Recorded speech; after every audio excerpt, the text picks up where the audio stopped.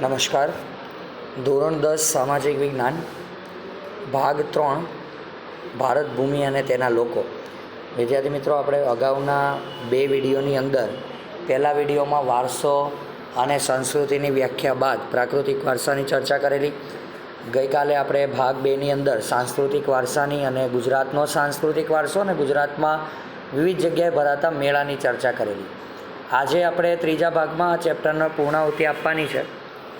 તમે જોઈ શકો છો તમારી સ્ક્રીન ઉપર આપણો ત્રીજો સવાલ એ છે કે ભારત ભૂમિ અને તેના લોકો, કે આ દેશ ઉપર જે આપણે વિવિધ પ્રજાઓ શરૂ થઈ, ક્યાંથી આવેલી, એ પ્રજા કોણ હતી અને આ બધા આવ્યા ક્યાંથી. વિદ્યાર્થી મિત્રો, આગળની માહિતીની પહેલાં પ્રાસ્તાવિક વાત કરીએ તો એવું કહેવાય છે કે આદિમાનવો જેટલા પણ હતા એ બધાનો ઉદ્ભવ આફ્રિકા ખંડમાં થયો હતો, જે તમારો એક ગુણનો પ્રશ્ન બની શકે. આ આદિમાનવોની પ્રજાઓ વિવિધ રીતે ભટકતી ભારત ભૂમિ ઉપર આવી, જેની અંદર સૌથી પ્રાચીન પ્રજા કઈ હતી? તમારો 1 માર્ક્સનો સવાલ બને તો સૌથી પ્રાચીન પ્રજા એ હતી દ્રવિડ લોકો.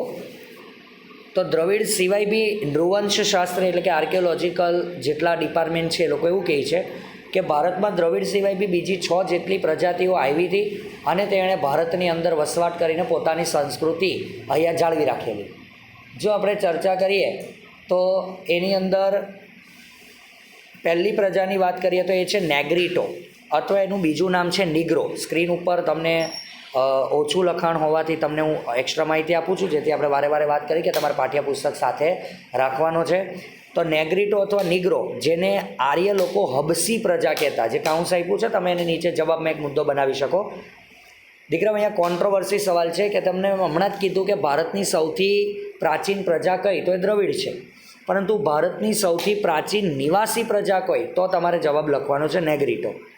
નેગ્રીટો પ્રજા તમે મેપમાં જોઈ શકો છો એમ કે આફ્રિકાથી બલુચિસ્તાનના રસ્તે થઈ ભારતમાં આવેલી હતી.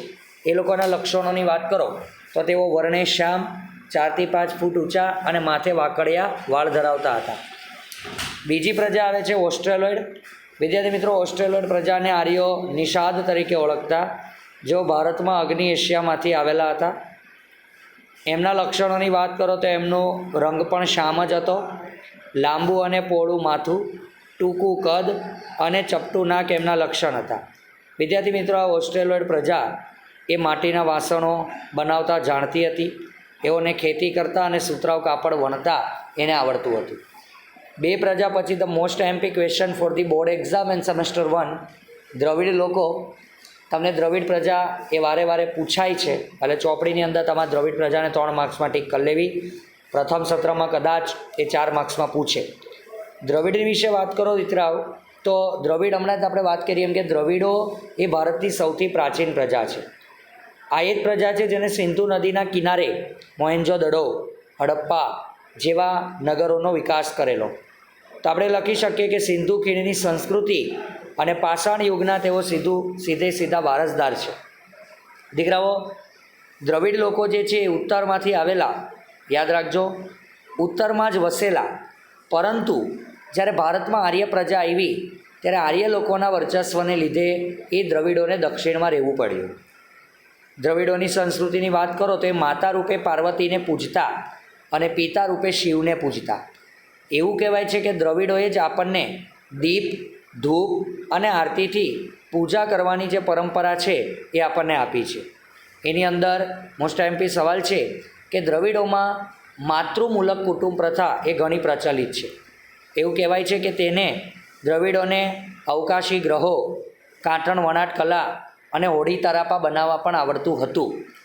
વિદ્યાર્થી મિત્રો, એક મોસ્ટ એમ્પી સવાલ દ્રવિડોનો એ પણ ખરી કે દ્રવિડો એ સમયની અંદર મૂળતઃ 4 ભાષા જાણતી હતી. એ કઈ ભાષા? તમિલ, તેલુગુ, કન્નડ અને મલયાલમ. યાદ રહે, હું એકવાર રિપીટ કરું છું, તમિલ, તેલુગુ, કન્નડ અને મલયાલમ. આ 4 ભાષામાંથી સૌથી પહેલી એવી તમિલ ભાષામાં તેઓએ પ્રારંભિક સાહિત્ય એટલે પુસ્તક પણ રચેલા હતા. તો અહીંયા તમારો દ્રવિડોનો 3 ગુણનો પ્રશ્ન પૂરો થાય. વાત કરીએ મોંગોલોઇડ પ્રજાની. એ લોકો પીળા રંગના દેખાતા, એટલે આર્યો તેમને કિરાત તરીકે ઓળખતા, જેઓ ઉત્તર પશ્ચિમ ચીનમાંથી ભારતમાં પ્રવેશ કર્યા હોવાનું માનવામાં આવે છે. વિદ્યાર્થી મિત્રો, મોંગોલોઇડ વર્ણે પીળા, ચપટા એમની આંખો ઉપસેલા ગાલ એ આપણને જોવા મળતો. ચહેરો જ આખો ચપટો રહેતો, બદામ આકારની આંખો હતી. આજે એવું કહેવાય કે મોંગોલોઇડ જેવી પ્રજાઓ આપણને એના લક્ષણો દાર્જિલિંગ, અસમ, પૂર્વ બંગાળ જેવા તિબેટના વિસ્તારોમાં જોવા મળે. આ હતી મોંગોલોઇડ પ્રજા. ત્યારબાદ આવે છે અલ્પાઇન, ડિનારિક અને આર્મેનોઇડ. ત્રણેયને સાથે ભણવાની છે. અલ્પાઇન, ડિનારિક, આર્મેનોઇડ ત્રણેયને સાથે કેમ ભણવાની? કેમ કે ત્રણેય પ્રજાના લક્ષણો દીકરાઓ સમાન દેખાતા હતા. એવું કહેવાય છે આ પ્રજા એશિયા ખંડમાંથી જ ભારતમાં આવેલી. આ પ્રજાના લક્ષણ મૂળતઃ ગુજરાત, મહારાષ્ટ્ર, મધ્યપ્રદેશમાં જોવા મળતી. ગુજરાતમાં ખાસ સૌરાષ્ટ્ર, તમે નકશામાં જોઈ શકો ઓરેન્જ કલરનો ભાગ જે હાઇલાઇટ કર્યો છે તે ભાગ. આ પ્રજાના આપણને એવા કોઈ શારીરિક લક્ષણો જોવા મળતા નથી. દ્રવિડોની જેમ બીજી મોસ્ટ એમપી પ્રજા આવે છે જેનું નામ છે આર્યો. આર્યો એટલે કોણ? દીકરાઓ યાદ રાખજો, આર્યો એટલે હિન્દુ. હિન્દુ અને આર્યો તરીકે ઓળખાય છે. એવું કહેવાય કે જે સ્થળ ઉપર આર્યો રહેતા એ જગ્યાને આર્યવર્ત કહેવાય. અને તેઓ સિંધુ નદીના પ્રદેશમાં વસવાટ કરતા, જેને તેઓ સપ્ત સિંધુ પણ કહેતા વાયવ્ય ભારતની અંદર. એ આર્યોની ટુકડીમાં એક ભરત નામનો રાજા હતો જે સૌથી પ્રભાવી હતો. એ ભરત કુળના રાજા ઉપરથી જ આપણા દેશનું નામ ભરતખંડ, ભારતવર્ષ અને ભારત એવું પડેલું છે. આર્યો કેવા પ્રેમી હતા એ તમને વારે વારે પૂછાતો એક ગુણનો સવાલ છે. તો યાદ રાખવું ઘટે કે આર્યો પ્રકૃતિ પ્રેમી હતા. એનું કારણ છે કારણ કે તેઓ વૃક્ષો, પહાડો, સૂર્ય, વાયુ, નદી, વરસાદ વગેરેની પૂજા આરાધના કરતા. આર્યોની અન્ય સંસ્કૃતિની વાત કરો તો વિદ્યાર્થી મિત્રો, આર્યોએ જ વેદો લખેલા છે. એટલે વેદોની રૂચા યાની શ્લોક એમણે જ લખેલા છે. તેઓ વેદોનું પઠન પણ કરતા. તેઓ ધાર્મિક ક્રિયાઓ, યજ્ઞ, હવનો વગેરે જાણતા પણ હતા. તો આપણે અત્યાર સુધી નેગ્રીટો, ઓસ્ટ્રેલોઇડ, અલ્પાઇન, ડિનારિક, આર્મેનોઇડ, મોંગોલોઇડ, દ્રવિડ અને આર્યો આટલી પ્રજા ભણ્યા. દીકરા આર્યોને નોર્ડિક પ્રજા પણ કહેવાય છે, ધ્યાન રાખજો.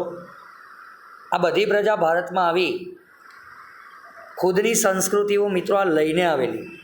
બધા જ પ્રજાની પોતાની ખુદની જીવન જીવવાની રીત હતી, પણ બધી પ્રજાએ પોતાના સંસ્કૃતિને અન્ય પ્રજા સાથે પોતાના આદાન પ્રદાન કર્યું અને અંતતઃ બધી પ્રજાની સંસ્કૃતિ એક થઈ ગઈને બધા ભારતમાં ભારતીયકરણ થઈને ભળી ગયા.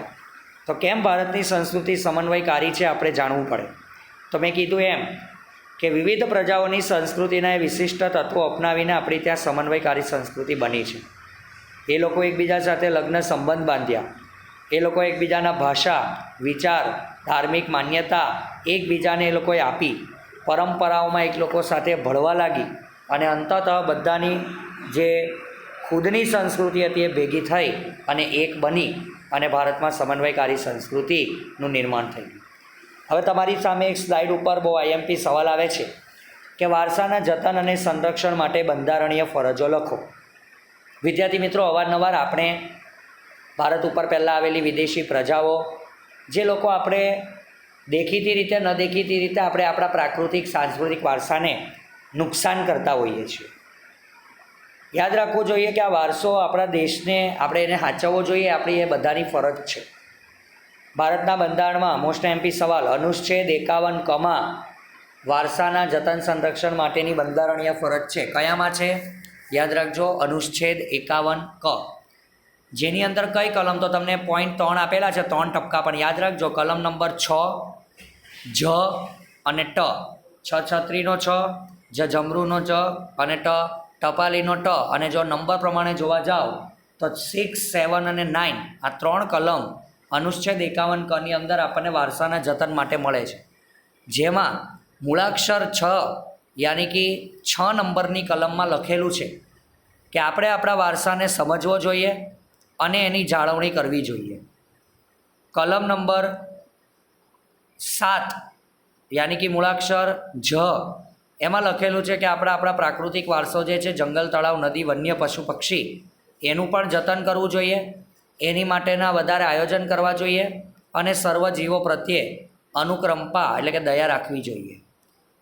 જ્યારે છેલ્લે યાની ટ એટલે કે કલમ નંબર 9 એમાં લખેલું છે કે હંમેશા જાહેર મિલકતોના સ્થળનું રક્ષણ કરવું જોઈએ અને ત્યાં હિંસાનો ત્યાગ કરવો જોઈએ. તો વિદ્યાર્થી મિત્રો, આ રીતે આપણે પાઠ 1 ને 3 વિડીયો સ્લાઇડ દ્વારા પૂરેપૂરો સમજવાની કોશિશ કરેલી છે. તમારે હંમેશા ચોપડીનો સથવારો રાખવાનો છે. શોર્ટ્સ વિડીયોની અંદર પણ તમને લોકોને પહેલાં ચેપ્ટરની અંદરના board work, special board work પણ મૂકેલું છે, જે પણ તમારે નિહાળવાનું છે. મળીએ નવા ચેપ્ટર સાથે. અસ્તુ. આભાર.